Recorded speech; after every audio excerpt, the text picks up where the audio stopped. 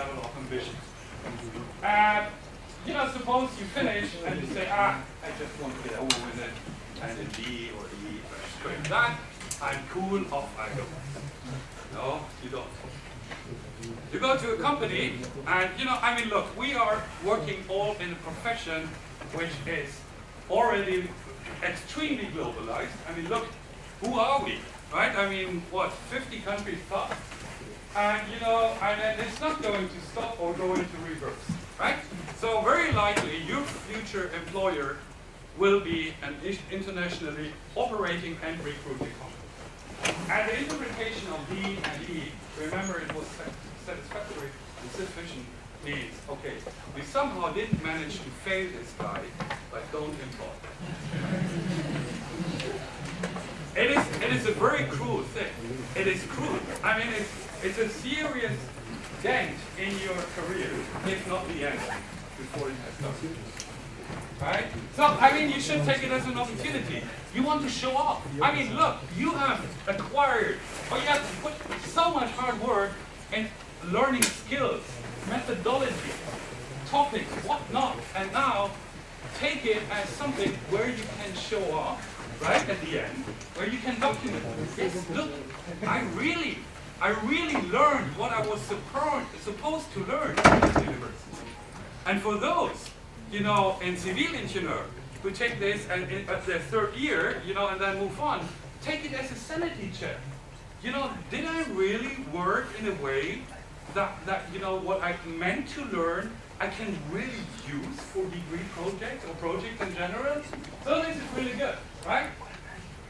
I mean, basically, what it means, you pick your own topic here, and if you pick a topic and you get a scrape an E on it, it means, oh, I'm so not interested, even in the things I choose myself, right? So it's like, you know, getting married with a woman you hate, right?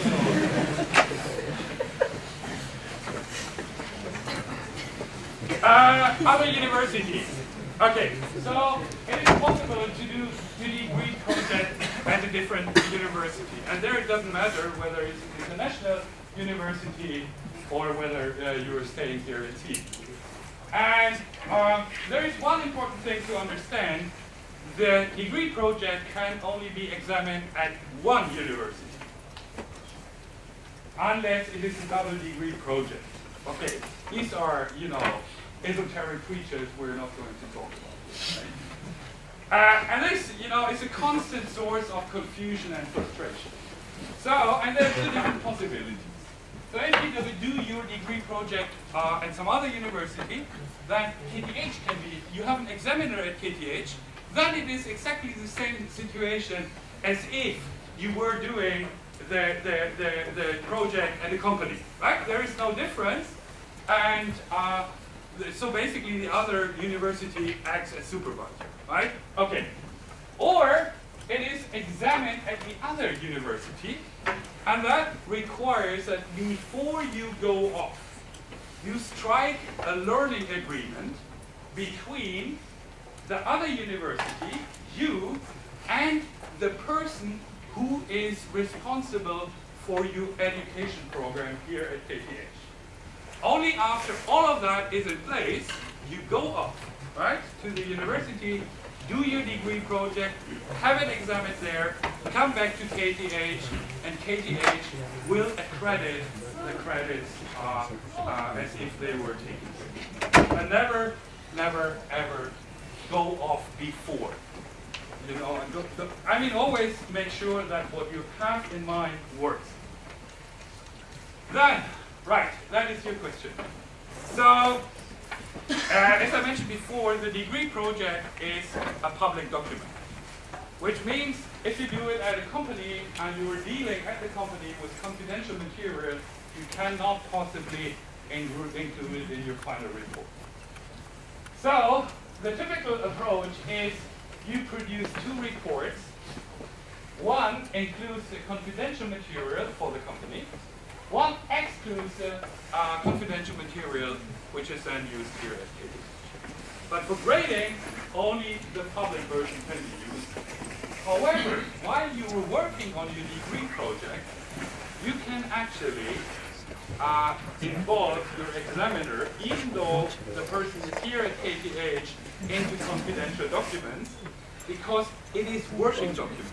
Working documents have a different legal class and cannot be requested publicly by anyone.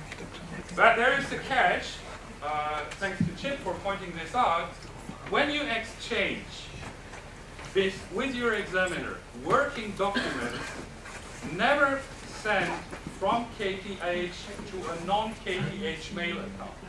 Because any mail that leaves the KTH domain becomes a public document. Right? So there is a legal catch.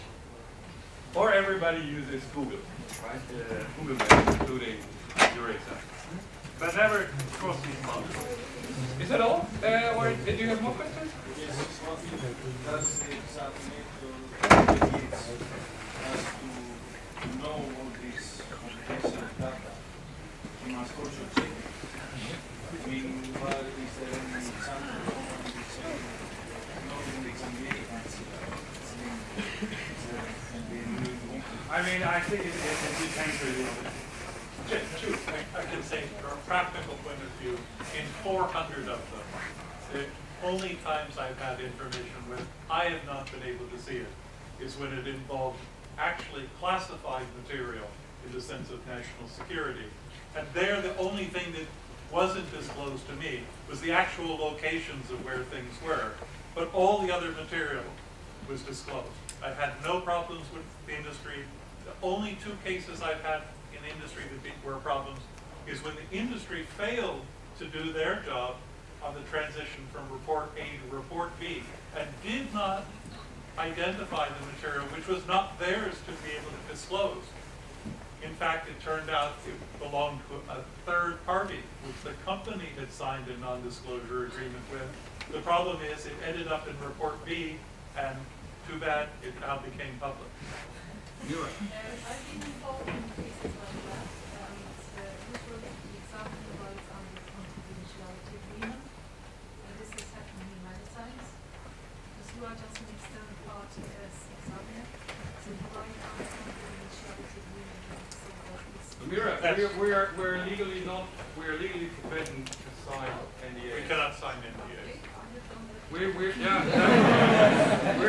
legally forbidden to sign NDAs. We actually have no reason to. Yes. Because since it is a working document, it is confidential.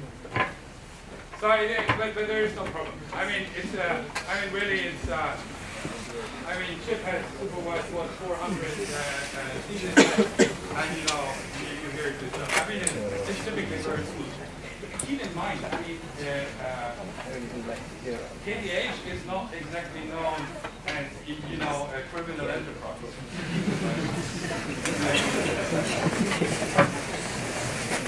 Okay, are we done?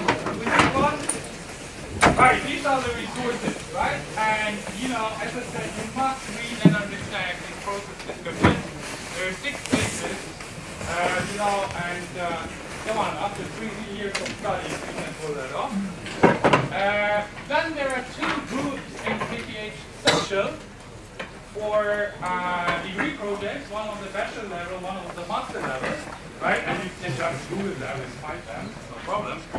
And, there you can find announcements, information, discussions, and it's also a good way how you can ask there, oh, I need an examiner for this topic. Anybody?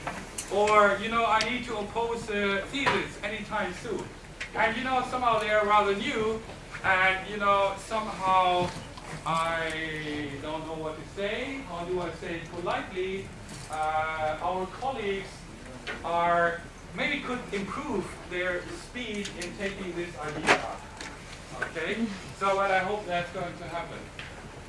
And that was it. And of course, what I wish all to you that you find an interesting, exciting topic. Make sure that you don't go to a company that is only set to exploit your programming skills. That is a very high risk, right?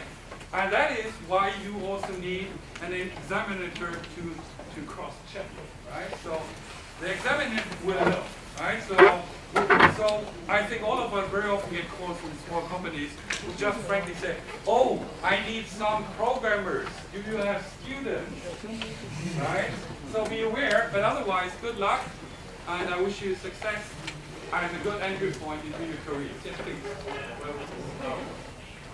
I will give it to the student counselors, and they will send it to you by email. And otherwise, I can also put it on KTH Social. Is that okay? Right. Anything else? Yes, shoot.